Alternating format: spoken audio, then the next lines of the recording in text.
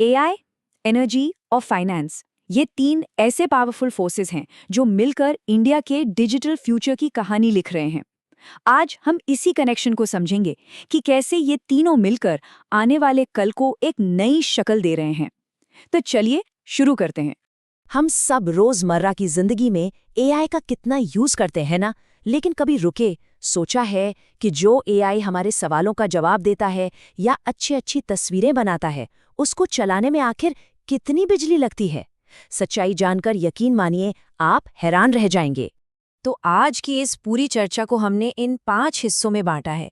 पहले हम एआई के बूम को समझेंगे, फिर उसकी एनर्जी की ज़रूरत को, उसके बाद ग्रीन एनर्जी के सल्यूशन पर बात करेंगे, फिर सवाल उठेगा कि इस सब के लिए पैसा कहाँ से आएगा, और आखिर में सबसे इम्पॉर्टेंट, इस सब का हम सब पर क्या असर पड़ेगा।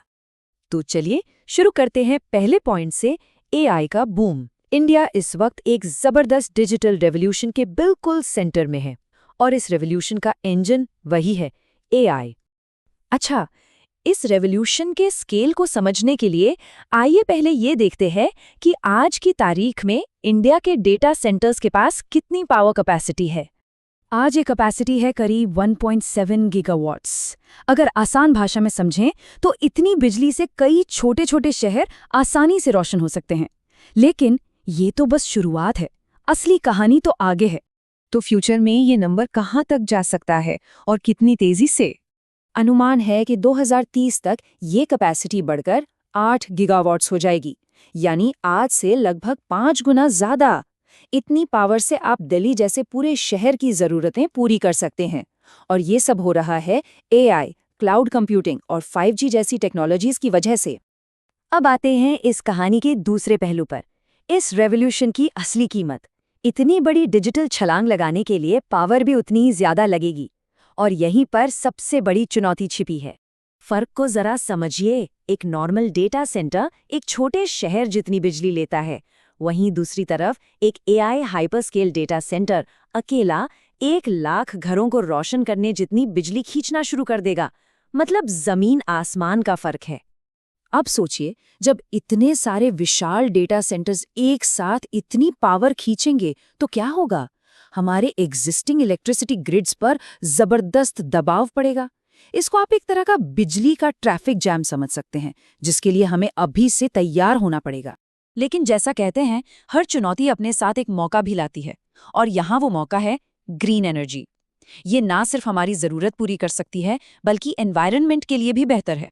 और अच्छी खबर ये है कि इस दिशा में काम शुरू हो चुका है।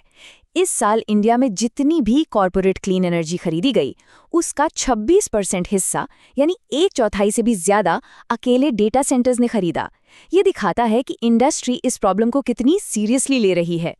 और सबसे शानदार बात तो ये है कि एआई जो प्रॉब्लम का हिस्सा है, वही सल्यूशन का भी हिस्सा बन सकता है।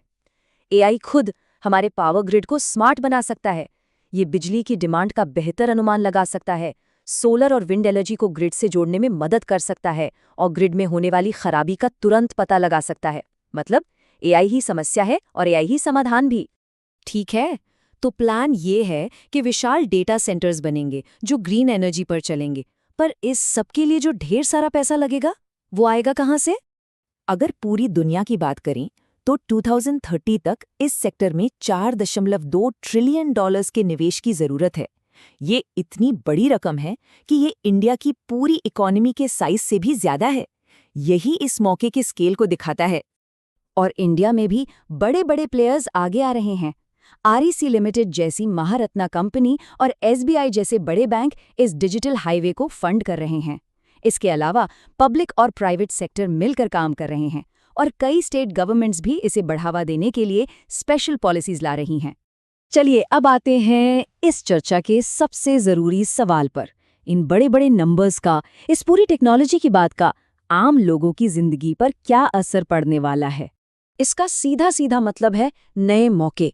स्टूडेंट्स के लिए एआई और ग्रीन एनर्जी में बिल्कुल नए स्किल्स की डिमांड होगी। प्रोफेशनल्स के लिए डेटा सेंटर्स और सोलर फार्म्स में हज़ारों नई नौकरियां पैदा होंगी। और छोटे बड़े बिजनेसेस के लिए डिजिटल सर्विसेज का एक पूरा नया बाजार खुल जाएगा। ये देश के विकास का एक नया इंजन बनने जा रहा है। और ये सिर्फ दिल्ली या मुंबई की कहानी नहीं है, उत्तर प्रदेश, तमिलनाडु, महाराष्ट्र जैसे कई राज्य डेटा सेंटर्स को अपने यहाँ लाने के लिए स्पेशल पॉलिसीज और इंसेंटिव्स दे रहे हैं। इसका मतलब है कि ये विकास और ये मौके देश के कोने-कोने तक पहुंचेंगे। तो आखिर में इस पूरी बात का सार इस एक लाइन में है। असली चैलेंज है इंटेलिजेंस यानी एआई को पावर देना, उसके विस्तार के लिए पैसा लाना और ये दोनों काम इस तरह से करना कि हमारा एनवायरनमेंट भी सुरक्षित रहे। इंडिया इसी चुनौती को एक बहुत बड़े अवसर में बदलने की राह पर चल पड़ा है।